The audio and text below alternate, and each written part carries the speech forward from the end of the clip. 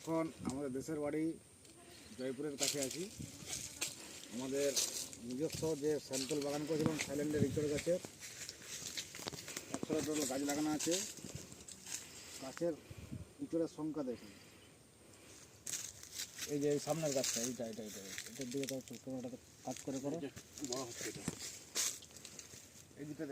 এদিকে ক্যামেরাটা দেখি, এই যে ছোটো গাছের তো মানে হতে পারে, কিন্তু ফলনটা দেখুন, এইদিকে দেখুন গাছে গোড়া থেকে ফলন, একদম প্রতিটা গাছের গোড়া থেকে ফলন, একটা গাছ মিস নেই প্রতিটা গাছে।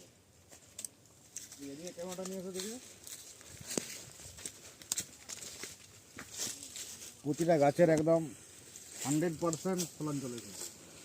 এটা 8 মাস ধরে ফলনটা হবে। এখন এক একটা গাছে প্রায় 200-250 বেশি ফলন আছে। এটা এই গাছটা দেখো একটু,